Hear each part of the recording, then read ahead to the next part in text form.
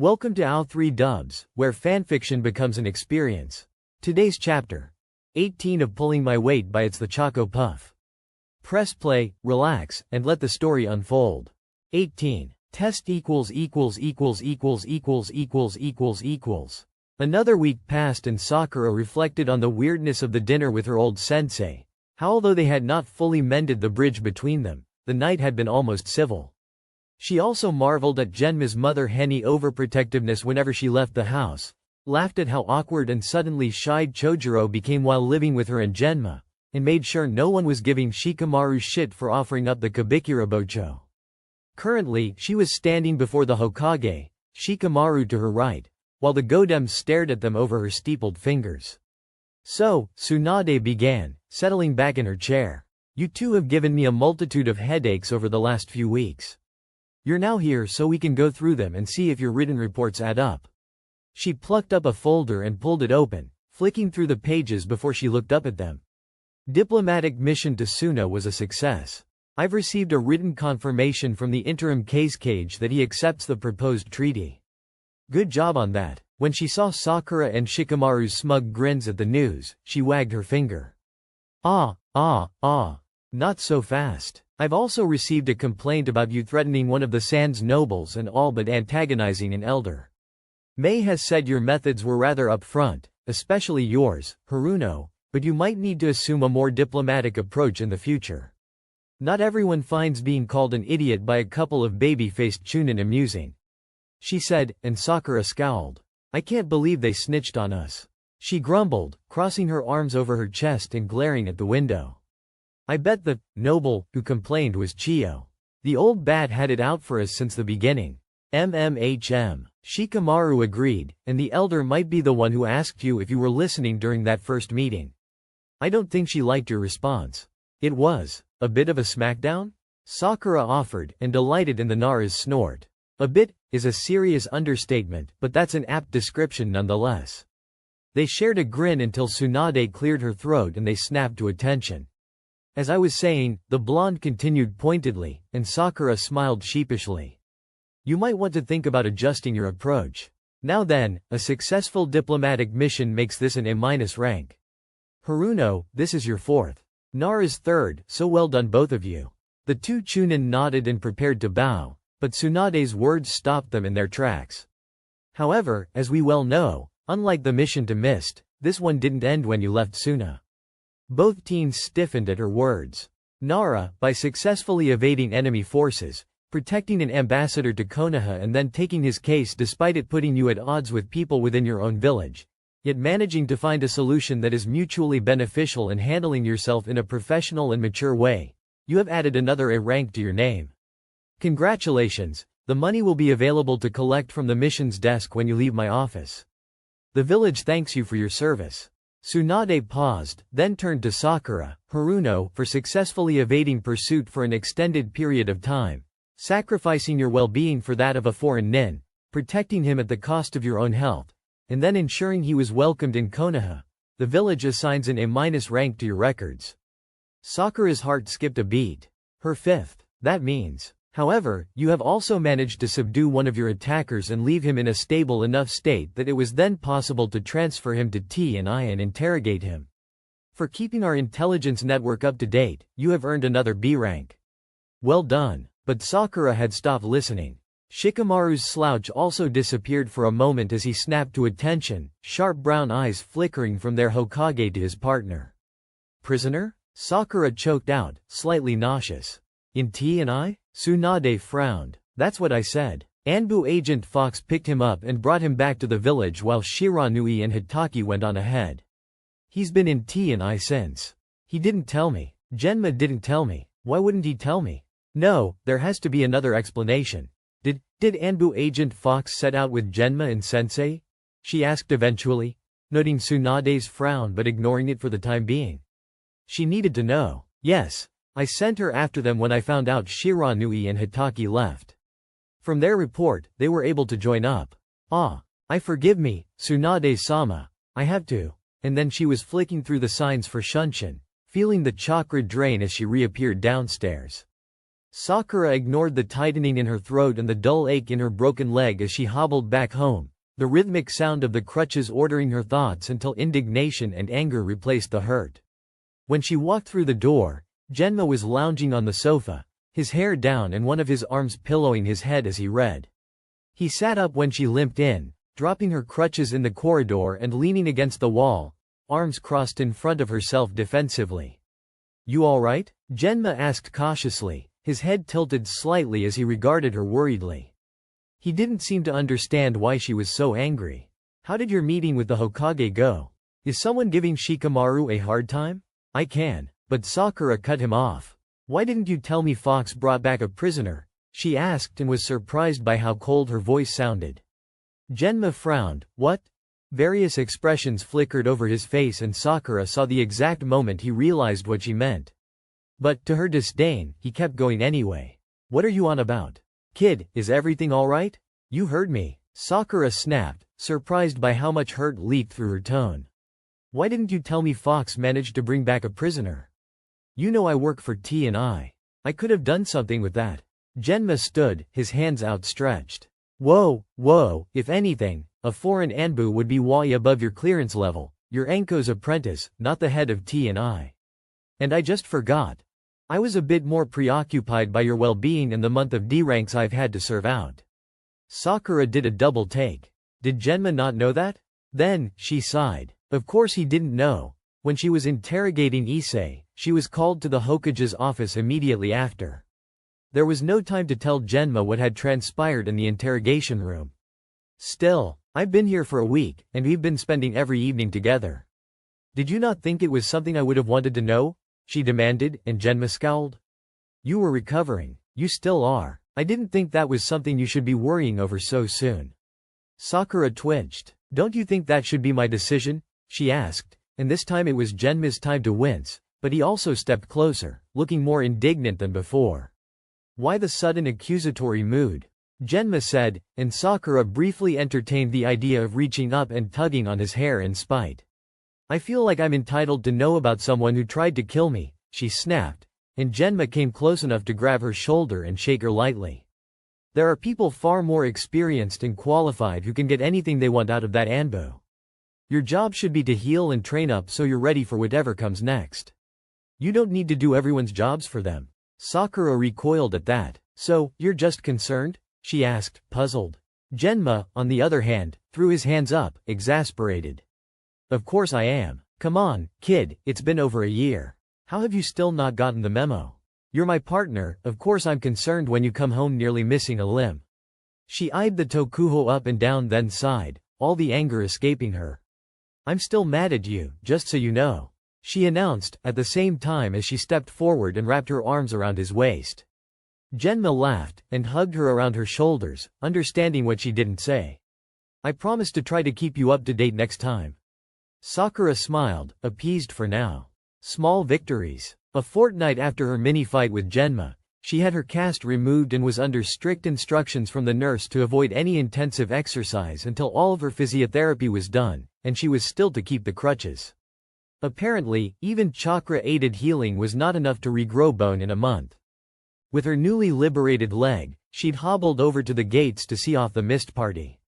She grinned at Ao, who stood in the middle of the group with his freshly transplanted and perfectly average blue eye, hugged Yuki-san, to Shikamaru's great consternation, and promised to seek him out for a spar next time she was in mist, which earned her a laugh and a sharp-toothed grin. She hugged Chojuro too, promising to keep writing him and waving off his multiple attempts at thanking her for saving his life and welcoming him to her home. When the Kirigakure party finally left, Sakura released a breath she hadn't even realized she'd been holding and accepted Shikamaru's offer to come over to his house to de-stress and catch up. An hour later, she was lounging around Shikamaru's house, slumped on the sofa with him as her cushion and Sakura napping while the Nara read. It was incredibly peaceful and she enjoyed being able to just relax around the other teen, especially as she'd been grilling him about how Ao's case had been tied up in the end for the first few minutes after they came in. She was surprised to learn that the Mist Nin had consented to have the Kekkei Genkei removed even before the order came from the Mizukage, recognizing the needs of the village as more important than his personal shinobi pride. She learnt that Tsunade had been the one to oversee his transplant and even provided a replacement eye from Konoha's hospital. Once that topic had dried up, they settled into a companionable silence, and Sakura was perfectly content to use this time and Shikamaru's reassuring warmth beneath her head to catch some much-needed sleep. The idyllic atmosphere was broken by Shikamaru's mother, who came in a couple of times, offering food, drink, and a single, sneaky photo that Sakura hadn't even noticed until the shutter went off and Shikamaru started grumbling about troublesome women. She returned to her nap with a smile on her face. When Shikaku stepped in through the doorway, he was not expecting his wife to jump on him with a camera and a grin and start whispering about cute kids and come see this. Toning off his sandals and dropping his vest on the poof, he followed his wife into the main living room. Unable to quite restrain his urge to tease his son, especially since such opportunities rarely presented themselves, he announced, loudly and with a shit-eating grin, "I'm coming in, be sure you're decent." The answer was absolute silence, and Shikaku finally stepped into the room, well and truly intrigued, and snorted at what he found. His son and his oft-mission partner were spread over their sofa, with Shikamaru lounging on his back and reading, head propped against the armrest, while the Rosette's head was pillowed on his stomach and her eyes closed, her face that of utter relaxation. Shikaku chuckled and turned to Yoshino, who walked in behind him. "You didn't tell me they skipped the cute, awkward part of dating and went straight to married," he accused, and while the tips of Shikamaru's ears tinged red, Sakura looked largely nonplussed in a way that Shikaku attributed partly to her absolute relaxation and partly to T&I training, which left their agents almost impossible to ruffle. "Shikaku-sama," she greeted politely, though the well-mannered greeting was promptly undermined by what came out of her mouth next. "I'd apologize for using your son as a pillow, but seeing as he's warm and doesn't seem to mind, I find it hard to be truly apologetic." The answer startled a laugh out of the Nara head, and Yoshino cooed behind him. To their surprise, Shikamaru just sighed, closed his book and thumped Sakura on the head with the spine before opening it anew. "I told you we could have gotten the kotatsu out," he grouched, but it lacked the usual tone of long-suffering and was instead, if Shikaku read it right, exasperatedly fond and teasing. Apparently reading the same, Sakura just grinned lopsidedly, emerald eyes sliding open and glimmering with mischief. "That's troublesome though," she murmured, and Shikamaru paused, considering. Then, he smirked. "That's true." And they went back to lounging, as if he and Yoshino weren't there at all. Shikaku has to fake a cough to stifle his laughter. Like father like son. The day after the mist party finally departed, Sakura was disturbed from her reading by a knocking on her door, and found a harried-looking Anko on the other side. The pinkette felt more than saw Genma slipping into the hallway behind her and merely tilted her head at the Junin. "Senpai?" she asked curiously, not quite understanding why the normally unflappable woman looked so chagrined. But Anko's gaze was on Genma instead of her student. "I know you said not to involve her in it, but Ibiki wanted me to bring her in. We've had the brat in interrogation for a month and he's hardly twitched," she said, ever so slightly out of breath. Genma's eyebrows soared. "And somehow you think the kid can make a difference to that? How desperate are you?" Sakura drove her elbow into the Tokuho's gut, appalled, but he stepped away at the last moment, ignoring her hissed, "Genma." It was only because Sakura hadn't taken her eyes of the woman since she appeared that the rosette didn't miss Anko's eyes sliding to her for a fraction of a second, a clear question in her gaze. At Sakura's minute nod, she flickered her gaze back to Genma and shrugged, the picture of nonchalance. "We lose nothing from unleashing Sakura on him, and we might just gain something. Give me a minute." Sakura threw over her shoulder as she hobbled over to her room and searched for her T&I uniform. When she emerged, her hair up in a ponytail and the gray one-piece that marked her as an interrogator buttoned up, the two Tokubetsu Junin were engaged in a staring contest, not quite glaring at each other but close. Sighing, Sakura raised one of her crutches and smacked Genma over the head with it, only feeling the tiniest but guilty when he hissed and cradled head. "Let's go, senpai," she murmured, slipping past the woman and starting the arduous hobble over to the T&I building. The only upside of the crutches, she reasoned in search of the silver lining, was the fact that her upper body muscles were getting a workout every time she moved. Walking with crutches was hard, and trying to keep pace with two irate Junin proved even more so. Once they stepped through the double door, Anko led them down the various hallways and corridors which Sakura vaguely recognized as leading down to the highest security cells, and she wondered how Genma was still allowed to accompany them.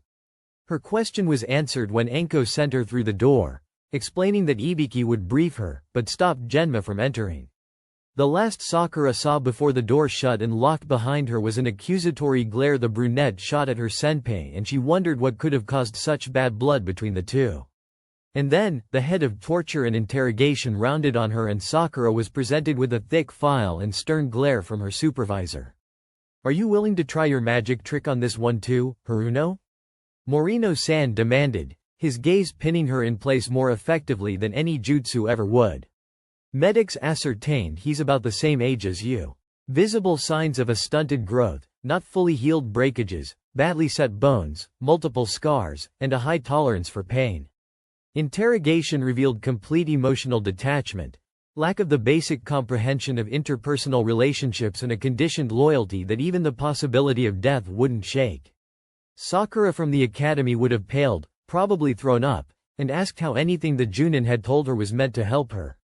Sakura the Chunin carefully catalogued, analyzed, and focused on what was left unsaid instead. Stunted growth means shinobi from a young age. Probably started developing musculature before his body finished growing. Limited access to medical ninja or poor knowledge of those in charge of healing.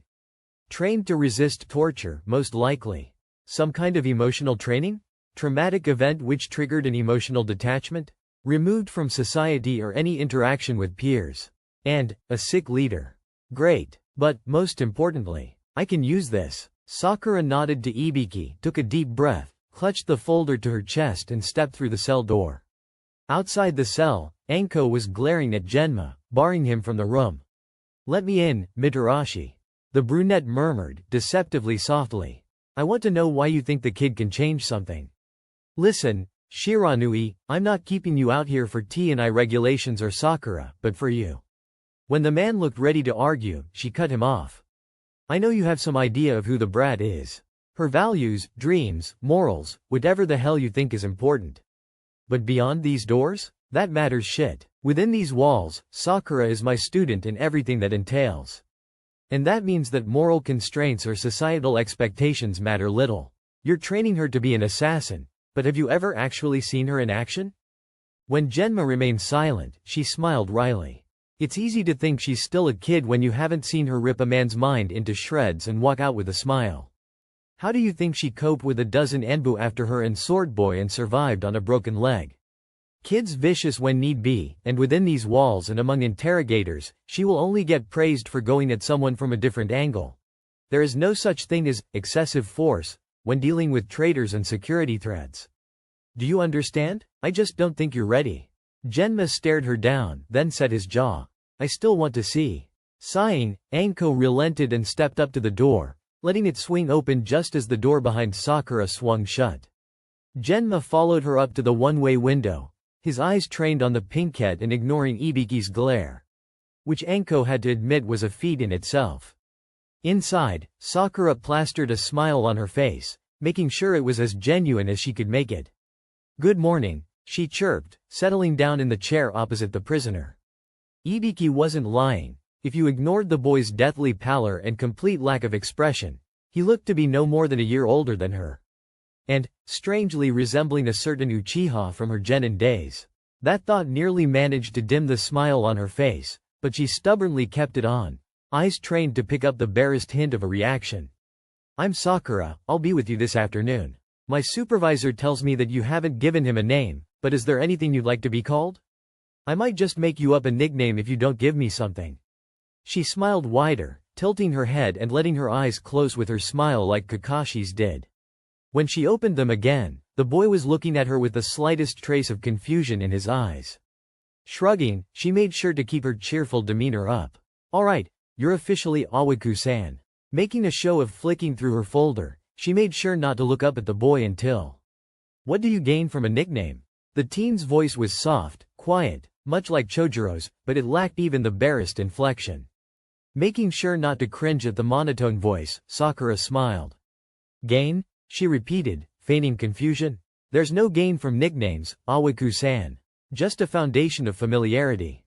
Since you haven't given a name, I need to refer to you somehow, nay? The tiniest crease appeared between the boy's brows. Then why did if there's no gain? Sakura tilted her head, pretending to ponder over the question. Well, there's comfort, for one. Nicknames are usually based on a diminutive of someone's name or a characteristic, either favorable or not. See, if you'd given me your name, I wouldn't have had to call you Pale Awaku-kun. She teased, smiling good-naturedly. My name is, the Raven began, then cut off rapidly, frowning for real this time as he looked up at the rosette, looking slightly lost. I don't remember. I don't recall having one. Shooting a split-second victorious smirk at the window, she turned back to the boy with a frown that wasn't as fake as her previous expressions. That's really sad, Awaku-kun. On the other side of the glass, Anko huffed a laugh that was a mix of amused and disbelieving. Ibiki nodded and scribbled something down on the original of the file he'd given the pinkhead and turned back to the interrogation. Only Genma was frowning. What is she doing? He nearly killed her, she shouldn't be trying to establish rapport, he exclaimed, suddenly angry. She's not. Anko cut him off, prompting a confused glare. Awaku doesn't pick up on social cues. He doesn't understand interpersonal relationship, and by starting familiarly, trying to give him a personal nickname, Sakura forced him to focus on what he doesn't know and, in true ninja fashion, seek more information. Then, he dropped his guard. All we had so far when the question of name came up was silence.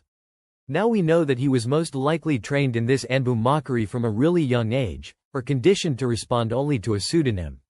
She side-eyed Genma, smirking at the light of comprehension that dawned in his eyes. The kid's methods are far from standard, but you cannot deny that they are effective. The silence that greeted her explanation was answer enough. Sakura eyed Awaku critically, noting for the first time that the fingers of both his hands were mangled. She didn't have to fake the surprised gasp that escaped her, and she was by the Raven's side before she even realized what she was doing. She carefully catalogued the way every muscle in the teen's body seized up when she grabbed his wrist, and instead called up healing chakra.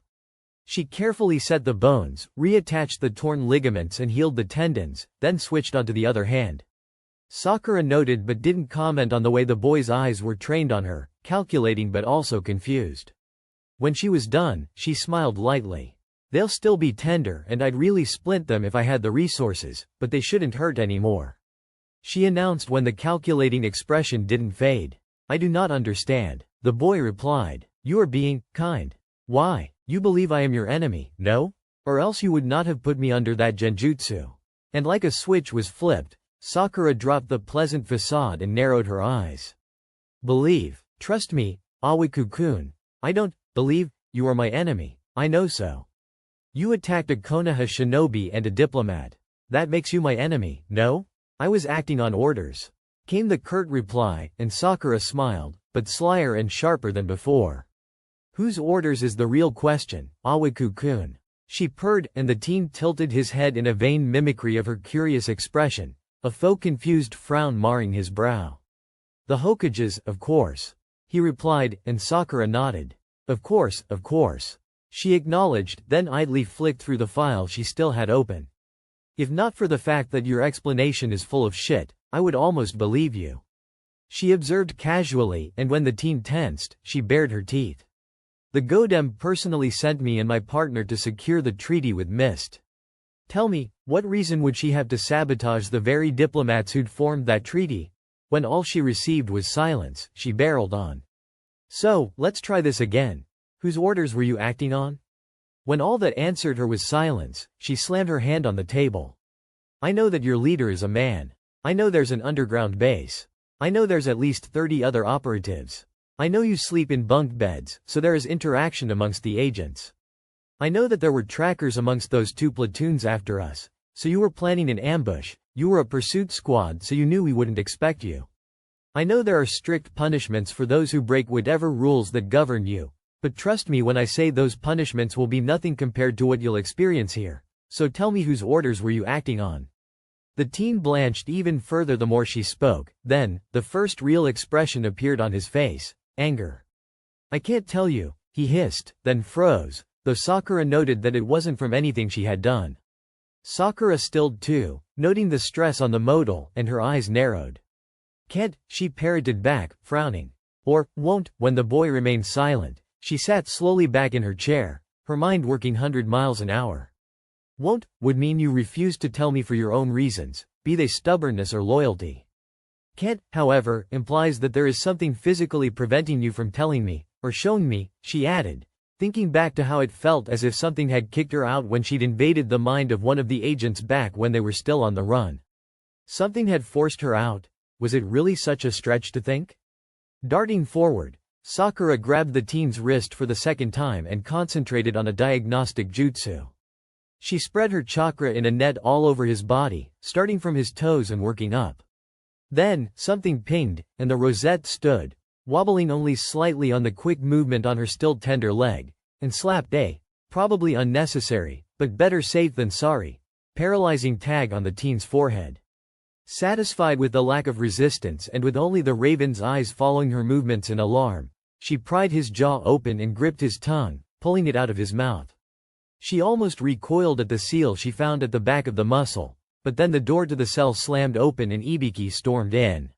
You're done. Consider yourself officially promoted, he barked, then pushed her away from the boy, taking her place and grabbing his tongue to study the seal.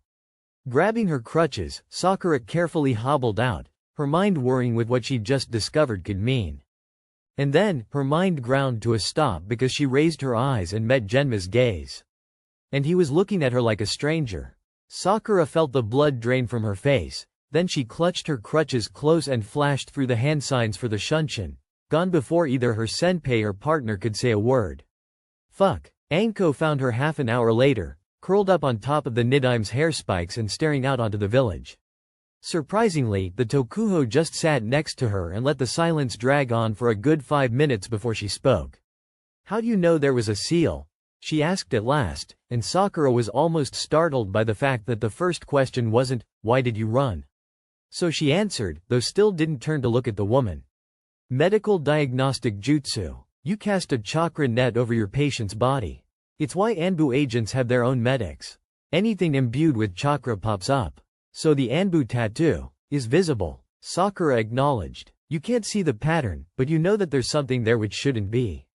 Ah, I see. Anko murmured, and they lapsed back into silence. Eventually, Sakura sighed and shifted, laying on her back instead and staring up at the sky. Thanks, senpai, she said after a few minutes, finally looking at her teacher. For not making me tell you. A corner of Anko's mouth quirked up in a wry grin and she stretched her legs out so her feet dangled over the edge. I got a feeling you wouldn't appreciate it. Sakura let out a startled bark of a laugh. You're right, I wouldn't have. Anko's head lolled over her shoulder to smirk at her. Feel like telling me anyway? Another laugh, not so dry this time, and Sakura sighed. Did you see the look on his face? I'm too much of a coward to deal with that so soon. To her surprise, Anko just snorted. Kid, are you really surprised? Shiranui's view of you is that of a kid, skilled and reliable, but still not really well versed in the shittier aspects of our day job. He didn't seem to realize you've ever interrogated anyone before. Sakura felt more than saw the exasperated glare Anko sent her at that, but she continued when the rosette merely smiled.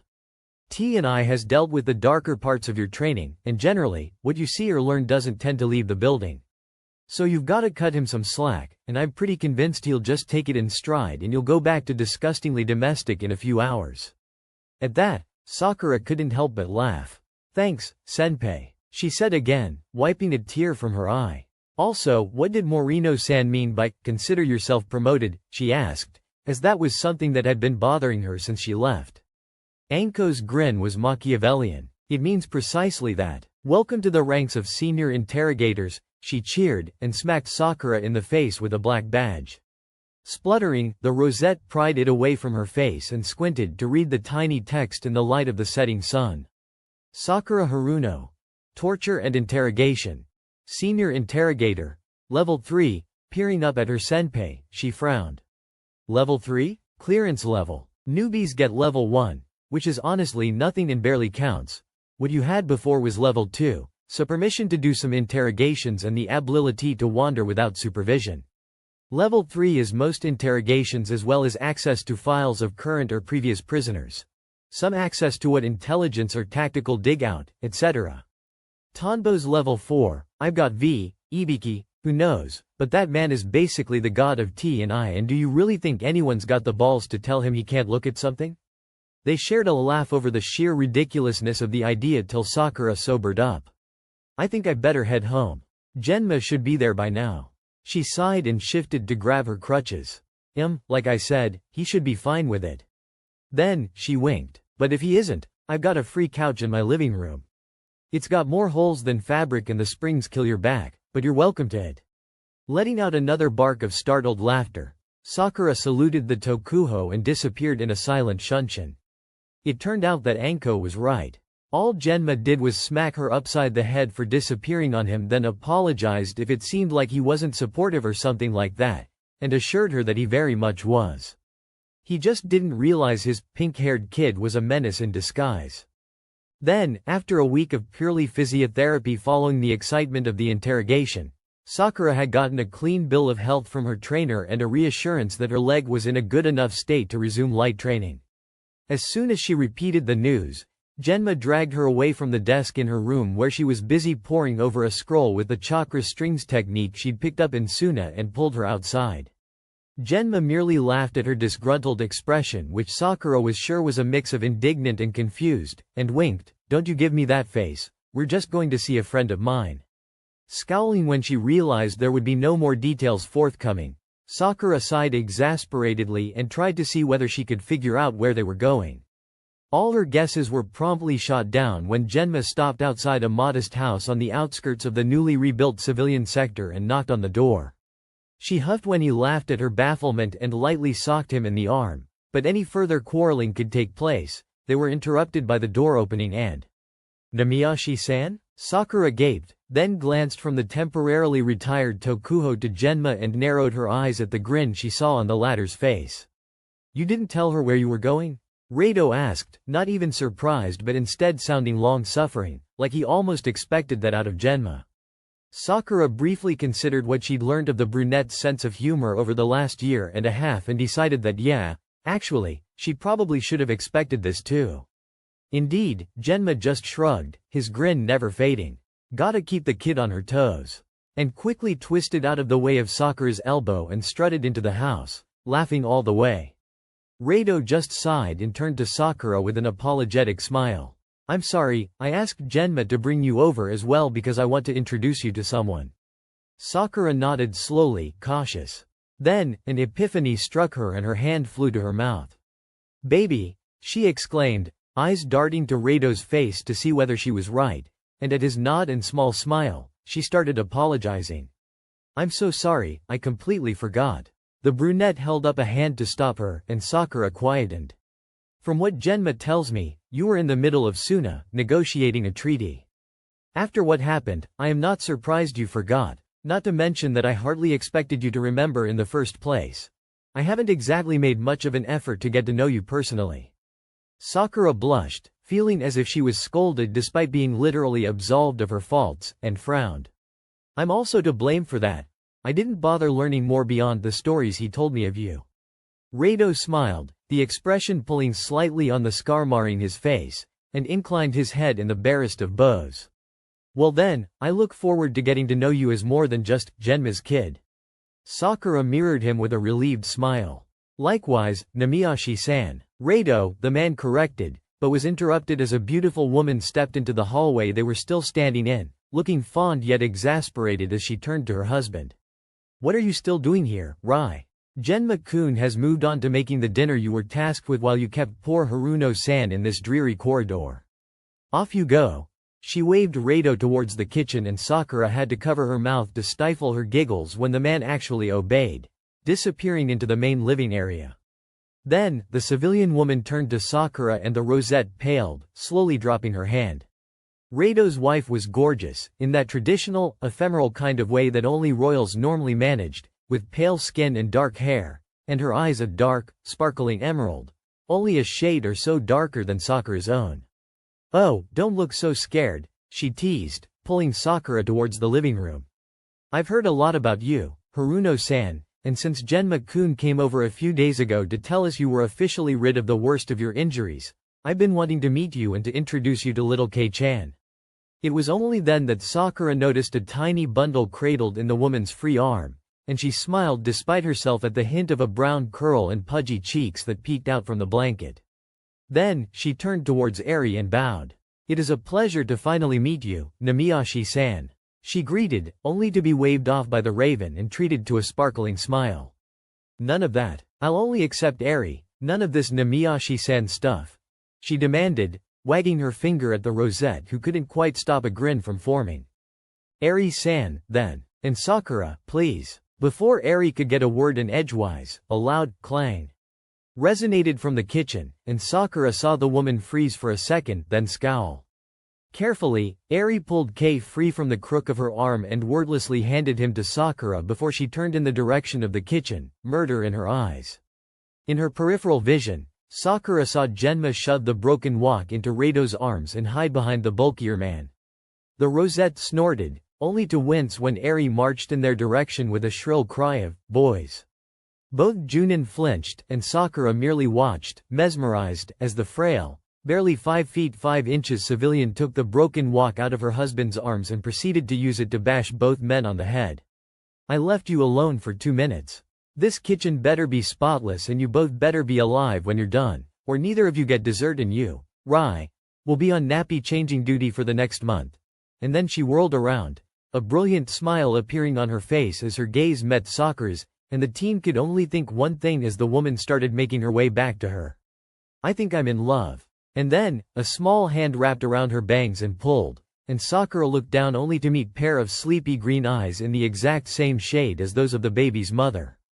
"Hello, Kei-chan," Sakura murmured, smiling down at the infant in her arms, startled when he grinned right back, his entire face lighting up with the action. He then yanked harshly on her hair and Sakura bit back a hiss, gently detangling his hand from her hair and letting Kei grip her finger instead, laughing when he waved his hand back and forth without letting go. With the barest twitch of her finger and a flicker of chakra, Sakura called up an illusion of a little butterfly and made it flutter its colorful wings around, and she watched, amused, as Kei tried to track the butterfly, only to scowl cutely when it fluttered away. "Kid, are you using your genjutsu mojo to babysit?" Genma asked incredulously, coming out of the kitchen with 3 steaming plates and ducking Eri's swat at the back of his head. "That's cheating. You're just bitter because Kei threw up on you when you tried to burp him." Reido grumbled, coming up behind his old partner with the rest of the plates. The comment made Sakura snort before she could stop herself, and she laughed when Kei screwed his nose up in confusion at her reaction. Eri's melodic laugh rang out from behind Sakura and the rosette turned, noting that the civilian was also watching the illusionary butterfly with a mixture of awe and confusion. Sakura dismissed the genjutsu, worried that she'd overstepped, but Eri sent her a reassuring grin. "By all means, keep at it. You just might be the designated putting Kei to sleep person from now on. He's a very fussy baby." The admission startled a laugh out of Sakura and she easily surrendered the infant to his mother, sitting down at the table besides Genma while they waited for Eri to join them. So, Genma started cheerfully in a break between slurping up the noodles. "Why, exactly, did you invite me and the kid over?" "Well," Reido spoke, waiting till his old partner shoveled more noodles and broth in his mouth before he continued, "we were hoping you'd be the godfather." Sakura ducked under the table a millisecond before half-chewed noodles and broth spattered everywhere. A what? If anyone saw him during the few hours after the announcement, they'd have thought Genma had ended up too close to an explosive tag. The man looked shell-shocked, murmuring under his breath every once in a while and blinking owlishly, as if still in disbelief over the bombshell Reido had dropped on him.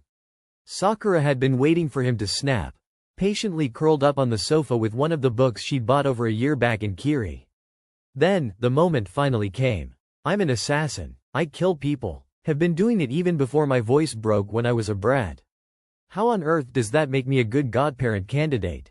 Sakura very carefully did not laugh at the brunette's bewildered tone and simply put her book down before pretending to think the question over. "Well, being an assassin makes you the best babysitter, doesn't it? Not only has Reido-san known you for over a decade and knows that you'd sooner lay waste to the shinobi nations than let him or his come to harm, he also probably thinks that due to you being an assassin, you're the best person to prevent any possible assassination attempts." She shrugged at Genma's baffled stare, raking a hand through her hair. I dunno, but the psychology books I've read say that parents worry over the most unlikely dangers, so the decade of peace we've lived through probably doesn't matter to him. Genma blinked as he absorbed that, then huffed a disbelieving laugh. Thanks, kid, but stop making it sound like I'm so predictable, I don't like it. At that, Sakura had to laugh. But you are totally predictable. You'll use insults instead of endearments, grouch and complain a lot, but ultimately raise any and all obstacles to the ground if it means keeping those you care for safe. It's endearing, really. The Tokuho stared at her for a few seconds, as if not quite processing that, then scowled and threw a cushion at her, and Sakura let it bean her right in the face. Laughing too much to do more than half-heartedly swatted it. I'll whoop your ass at training tomorrow and we'll see who's predictable then. I'm injured, can't hit me. Injured, my ass. Despite how jokingly it was said, Sakura really didn't go back to flat-out sparring the next day. Although medical chakra almost completely prevented muscle atrophy, the sheer fact that it had been nearly 2 months since she had last ran at all meant that anything heavier than basic stretches and katas would have sent her straight back to hospital. And so, Sakura carefully spread her training over the course of a month, starting with a week of pure stretches, working to get back her flexibility and range of motion, moving on to basic katas, with and without weapons, then gradually speeding her movements up and adding chakra. At the end of the month, she was almost back to how she was before leaving for Suna, and she'd added a lap round the village to her morning routine to work on her stamina, as that had been something she'd noticed she was severely lacking every time she'd been in a close scrape. Genma had sparred with her, correcting her each time she unconsciously overcompensated or favored her left leg. Izumo and Katetsu turned up a couple of times too, teasing her mercilessly and coaching her through some of the more complex katas and reminding her how to wield the weapons she'd grown unused to using. She took her first C rank since being back in the village in early February, 3 whole months and change after Genma brought her back. It was almost insultingly simple and a far cry from what she'd been doing before, a simple solo courier run to an informant in Tanzaku-gai. The run itself took 3 hours, finding the place the informant was meant to be at took another 2. And Sakura was back in her own bed by nightfall. Tsunade clearly took that mission to mean that the Rosette was finally ready to run missions again, and Sakura found herself doing more C and B ranks throughout the rest of February and the beginning of March than she'd done over a year. She took another C rank leading a team of Genin Corps members to a little outpost between Land of Fire and Hidden Hot Water Village, a B rank under an Akamichi Junin to investigate rumors in Land of Whirlpools, a B rank to the Tenchi Bridge, and a handful of other missions, most of which ended up being assassinations that blurred into each other and left her with barely a day or 2 to rest, unpack, repack and leave again. Genma was clearly torn between amused and exasperated, but he too was out of the house more and more often, much to their joint chagrin. In their collective exhaustion, Sakura's 14th birthday was spent laying around the house and gorging on sweets and snacks, occasionally getting up to let in whoever came knocking with well wishes. Shikamaru had taken one look at her pajamas and sleep-ruffled hair, snorted, shrugged off his Chunin jacket, let himself in and promptly stole her favorite blanket. The gift he brought was offered up as compensation, and Sakura couldn't even be mad when she pulled out a beautiful set of calligraphy brushes. The hug she tackled the Nara with ended up sending Genma into hysterics. Still, by the time April rolled around, the mission influx eased and Sakura was comfortably back to the level she'd been working at before, if not higher, and her and Genma had finally managed to win a blind spar against the twins. 10 hits to their 9, but a win was a win and they were going to take it, damn it. There was also the additional perk in the fact that, when Sakura had returned to active duty, her mission record had read 80 D ranks, 13 C ranks, 2 B ranks and 5 A ranks, but by the end of March, she was only 4 short on her C ranks and had 6 more B ranks to run before she would officially meet the Junin requirements. Obviously, this was precisely the moment when things went wrong. Sakura had been in the process of a 1v1v1v1 spar between her, Genma, Izumo and Katetsu when a Genin Corps member appeared on their training field, bearing a summon to the Hokage's office. Genma eyed the messenger, then hugged Sakura and told her to be careful. Taking that as a send-off, Sakura waved to the twins and Sunshine to the Hokage Tower. Upon entering Tsunade's office, Sakura paused, then carefully closed the door behind her, watching as the privacy seals on the walls lit up before dimming again. There was a bare-masked Anbu in an all-black uniform standing by the Godime's right side, peering at what Sakura realized was her file. "You called, Tsunade-sama?" she murmured, carefully keeping her eyes focused on her Hokage and not the unknown man. "That I did," the blonde replied, sighing. "You ran a mission with Anbu before, right?" "Yes, Hokage-sama. Back in August, I believe." Tsunade assessed her for a moment, then rubbed at her temples before looking her in the eye again. "I'm gonna be honest here, Haruno. The Anbu ranks took a big hit during Orochimaru's invasion. Although it's been over a year, sabotage and assassination are still severely depleted. Fewer people are trying out for Anbu due to the peacetime mentality, and even fewer pass the cutoff test due to the changes in the structure of the academy. Some skills are simply not taught anymore. Bear-sama and I have had to pull some shinobi into the ranks who, before the invasion, wouldn't have even been considered. You're one of those," Tsunade told her bluntly, and Sakura froze. "Your specialization means that you'd be fit to fill in the missing personnel in assassination, and your genjutsu could let you flutter between that and sabotage. You wouldn't go full-time. I know you want that Junin promotion, but I will probably have to ask you to run some Anbu missions even after you pass that, at least until we fill up the ranks again." "What do you say?" Sakura took a moment to process that. On one hand, Anbu. Wow. On the other hand, Anbu. Ouch. There were less than favorable rumors and hearsay fluttering around Konoha about the shadow ranks. No one could deny their usefulness, but the hush-hush atmosphere that surrounded Konohagakure's elite meant that it was a breeding ground for speculation. Then again, if she moonlighted as an Anbu assassin, maybe Genma wouldn't have to, and she might be able to get the rest of her missions done through Anbu work. So she inclined her head. "I will do what you need me to, Tsunade-sama," she replied. Sakura almost jumped when the woman laughed, short and bitter, and turned to the so far silent Anbu agent beside her. "Told you that you'd like her.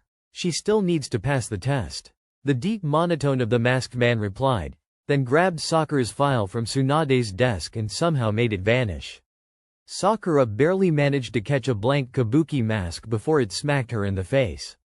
"Come." Shooting a bewildered glance at her Hokage, Sakura shoved the mask on her face and followed the Anbu agent, marveling when a previously unseen door in Tsunade's office opened and revealed a steep staircase. Logically, Sakura knew that they had to have descended underground, far below the academy levels and probably into tunnels that ran under the village's streets, but the near darkness of the passageways was disorientating. Finally, they emerged in what seemed to be another corridor, but Sakura was soon led to what she tentatively labeled a locker room. Bear led her to a locker labeled 472 and pulled out a stack of clothes. "This will be yours until you pass or fail the test. You will have half an hour to pack for a long-term mission, anywhere between 1 to 3 months, and any terrain. No one is to know where you'll be nor who you're going with. Stag will go with you to bring you back here, then you're leaving tonight." Sakura paled behind her mask, not having expected the secrecy aspect, though really, now that she thought about it, Anbu. She should have expected it, in retrospect. She still jumped when a masked agent materialized seemingly out of thin air and saluted Bear, and after a flurry of sign language too quick for her to make out, turned to her expectantly. "You got half an hour." Bear reminded her, and Sakura nodded, saluted, and signed, "Go," to her escort. Stag grabbed her arm and with the barest flicker of chakra, they disappeared. To her surprise and relief, Genma was still not home when she burst through the door. She didn't think she would manage to conceal where she was going or why she couldn't offer any mission details. Still, she made the effort to write a quick note, despairing at the ambiguity even as she wrote it. "Summon turned into a mission, will most likely last over a month. Had to leave quickly so couldn't tell you in person, sorry. Take care of yourself, I'll be back as soon as I can. Love you." She barreled into her room, grabbing her mission pack and shoving clothes into it, taking the more extreme weather gear and sealing it in sealing scrolls, then stashing them at the bottom of her bag. Pastel wraps for desert climate, spikes to clip onto her sandals for icy, mountainous regions, closed-toed boots and her travel cloak. Then went her medical pouch, various rations bars, a couple of water bottles and a few books which she stowed into the deepest pockets for any eventual downtime. Taking an extra minute to quickly change into the outfit Bear had given her, Sakura took a moment to appreciate that it was probably the first time in over a year she stepped out of the house in a top that wasn't long-sleeved. She inwardly despaired that after a year in the soft cotton of the standard Chunin uniform and long pants and sleeves, the sleeveless, tight-fitting lycra top of the Anbu trainees made her almost uncomfortable. Still, seeing her arm muscles flex as she picked up her mission pack was very satisfying for her vanity, and she shoved her mask on and headed to the back window before she could spend any longer in front of the mirror. Stag was already waiting for her, and like before, he grabbed her arm and with a now familiar pull of space-time ninjutsu, she was back in the dark locker room. Stag wordlessly led her through another couple of corridors and double doors, then stopped in what looked like an office. Bear looked up from the paperwork on his desk and seemed to eye her critically. "What you packed will be inspected before you leave. And do something about that ridiculous hair of yours, or the mask will be pointless. You have the next hour and a half to find someone to give you a crash course in the sign language we use. Then you are to join up with the rest of the potential recruits at 1,900 hours. Wig, dye, henge or genjutsu?" Sakura asked after nodding to show she understood, and got a snort in response. A genjutsu is too obvious, and any decent tracker can smell chakra residue from a henge. Unless you don't waste anything, and then he paused, because Sakura's telltale pink locks turned brown right before his eyes. It was an interesting perk of her near-perfect chakra control she discovered over her prolonged stay in the hospital and being forbidden from physical exercise. If she concentrated an extra bit more than usual, she could use just the right amount of chakra for the academy techniques with no wastage. The real reason there were puffs of smoke when shinobi created bunshin or hanged was because the wasted chakra took the form of chakra-charged smoke, and it was that smoky residue which trackers used to detect henges and bunshin from real people. After a bit of practice, Sakura, with her 95th percentile chakra control, no longer produced the puff of smoke when she changed her appearance or created academy bunshin. "That works," Bear admitted at last. "Now scram." The following 2.5 months were hell. It was the worst, most difficult, physically, psychologically and spiritually exhausting 2 months of her life thus far, and Sakura had been tempted to call it quits after the first week. Anbu were the elites, the extreme of the extreme athletes. Sakura wasn't. That was probably the best way to describe it. Upon leaving the village, they ran all night, in silence. Then, they slept, on and off for 4 hours with rotating guard shifts, sparred at the break of dawn. Rookies versus rookies. Rookies versus established agents, a free-for-all, anything went. Only to rinse and repeat by the time evening rolled around.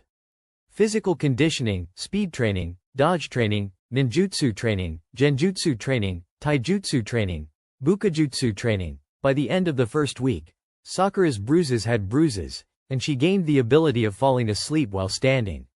In a group of 20, of which 7 were Anbu agents, it was impossible to get away with slacking off. Cheating wasn't tolerated, nor was sabotaging a fellow trainee, and if you complained, all the exercises were started from the very beginning. Sakura had cried every night during the second week, then became too exhausted to do anything more than pass out the moment she was in her bedroll, until someone came over to wake her up for guard duty. Also, sleeping in a clay mask was uncomfortable. So went the first month, which Sakura supposed was to bring everyone up to a comparable level of overall fitness. A small part of her mind whispered that it was more to scare them away from Anbu before it was too late. She adamantly refused to listen to that voice, regardless of how tempting it was when she lost, fell over, came last for the nth time. The second month, on the other hand, was filled with missions. Once their physical conditioning was deemed to be at a passable standard, the recruits were divided into specialist groups.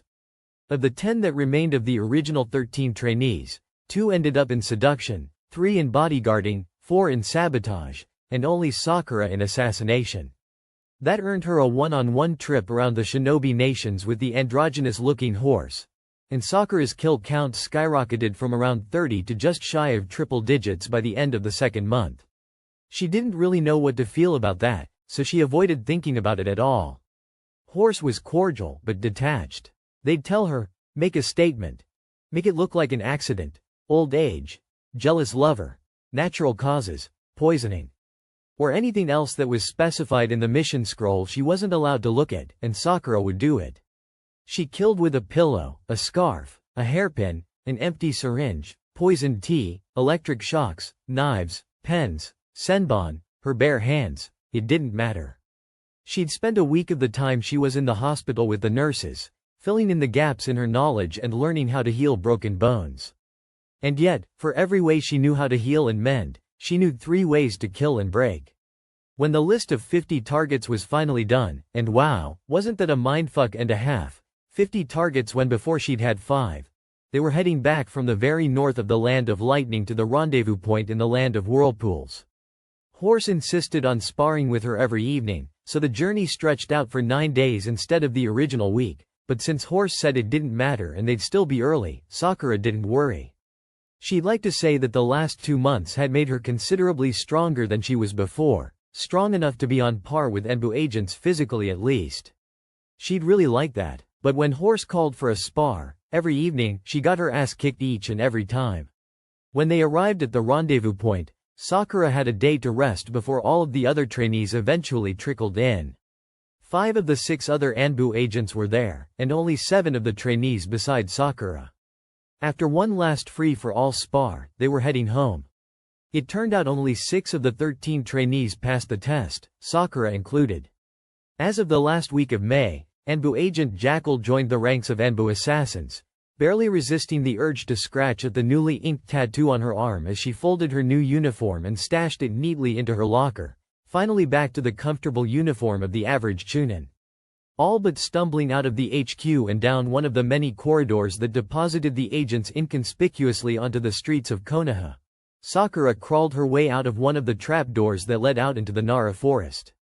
She staggered a bit but managed to stay on her feet and stash her mask away in her hip pouch, then set about to making her way out of the forest. The setting sun made the shadows cast by the trees grow longer, spookier than during the daytime, but Sakura was far too tired and far too bruised to really care. And then, she came out onto a clearing and nearly laughed with delight. She stumbled over to the 2 figures sitting cross-legged with a shogi board between them and fell on her knees, not stopping until her head was pillowed on Shikamaru's thigh and her arm thrown over her eyes. "Sakura?" the Nara asked after a beat, his tone a mix of surprise and disbelief. "What are you doing here? Where have you been?" Was the only response Sakura felt capable of giving. "Our Nang, Nd Ao. Can't forget Ao." The man Shikamaru was with snorted, but the Nara remained concerned, if the barrage of questions meant anything. "What were you doing? You've been gone nearly 3 months. Play and hide, Nd seek." She mumbled, then allowed sleep to take over, only briefly wondering why Shikamaru's sensei spluttered when she said that and started coughing really conspicuously before she let sleep take her away. Genma's hovering, once she finally got back home, was hilarious, but the fact remained that she couldn't tell him why she'd been gone, only giving the vaguest half-truths and locations. Still, after a week of recuperating, Sakura was back on her feet, and tattoo carefully bandaged and hidden beneath long sleeves and her bruises almost completely healed. Naturally, that was when another summon to the Hokage's office came, and this time, when Sakura walked in, the office seemed almost crowded with over a dozen people dotted around the room. "Good, now that we're all here," Tsunade began, immediately drawing the attention of the entire room onto herself. "You're Konoha's best and brightest Chunin, and I hereby announce the next step in your shinobi careers." At the confused, wary silence that followed, a truly devious grin spread on Tsunade's face. The first stage of the Junin exams begins tomorrow. And that's a wrap for Chapter 18 of Pulling My Weight by It's the Choco Puff. Want more? Let me know. Should I narrate the next chapter? Or maybe you have a favorite fanfic you'd love to hear as an audiobook? Drop your requests in the comments below. Don't forget to like, subscribe, and hit the bell so you never miss a story. Until next time, keep imagining.